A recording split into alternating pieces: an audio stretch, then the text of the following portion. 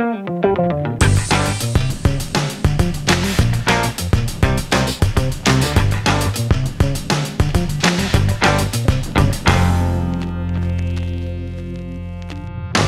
and welcome to the season finale of FCIAC Football Fast 5. Everything you need to know about Fairfield County High School football, all in 5 minutes or less. With me for one last time, Kevin Jones, former Stanford High School head football coach and professional football scout for JL Sports.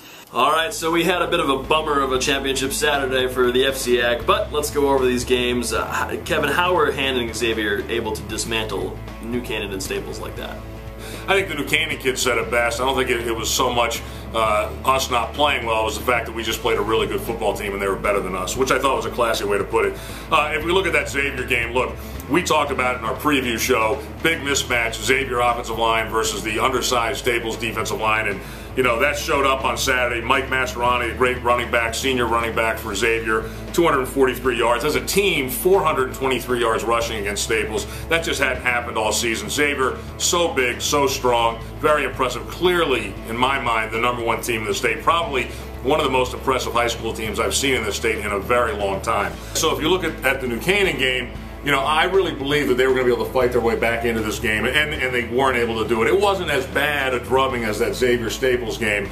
New Canaan was down, I think, 17 late in the third quarter. They had a chance, and, you know, down 17 with Matt Milano, you're thinking, okay, this is it. This is exactly where he wants to be. He's going to come back and win this game. And right at the end of the half, Hand scored with 5 seconds left to make it 20-7, and that was kind of the point where you said, uh-oh, I think New Canaan's in trouble, and they couldn't get it back. Alright, so the season's over, so let's kind of look ahead a little bit to what might happen next year. Kevin, which teams are in a good position to succeed next season? I think there's a lot of teams that are in good position, but kind of in order for me, the top couple, you got to look at Staples. They have a sophomore quarterback in Jack. He's back for 2 years. They're set for 2 years, and all he did as a sophomore is have about 1,600 yards passing with 14 touchdowns, and he had another 7 touchdowns rushing. So, you know, sorry guys, but Staples is going to reload and probably be pretty good for the next 2 years.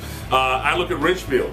You know, very close, made the playoffs, got really beat up by Staples in the playoff, but you know, you have a junior quarterback in Connor Rowe, over 1,900 yards passing and 18 touchdowns. They were 8-3. He's back. They're going to be pretty good. And then we can't forget about Darien. Young nucleus on this team. They've got experience now. Junior quarterback Henry Baldwin, 27 touchdowns. He's back. Peter Gesualdi, 965 all-purpose yards this year and 16 a lot of production for that Darien team. They're going to be pretty good. And let's not count out Greenwich. We learned our lesson this year. We definitely Greenwich will be there. It doesn't matter who the guys are. Alright, question 3. Kevin, what do you think were the biggest surprises of the season? Well, to me, there's one surprise that kind of trumps all the other surprises, and that obviously is the Norwalk Bears and that tremendous, tremendous season that they had. They just did a great job to make it to the state semis. I know they ran into a buzzsaw in Xavier, but, you know, everybody got buzzsawed by Xavier, so they can't hang their heads about that. They had a tremendous season. They did it old school. They ran the football, and they played tough, hard-nosed, knock you out of the stadium kind of defense. They, for me, were so much fun to watch. It was a great, great season by the Bears. Nobody saw it coming, but bad news for the Bears. They're going to see it coming next year. Alright, it's time to hand out some hardware, figuratively, I guess. We'll start with our Coach of the Year. Kevin, who to you was the Coach of the Year? Well, for me, it's obvious. If you get to the FCIAC championship game, which arguably is harder to get to than the state playoffs, and you win that game, then you're Coach of the Year. Mark Petrosio, you're my Coach of the Year.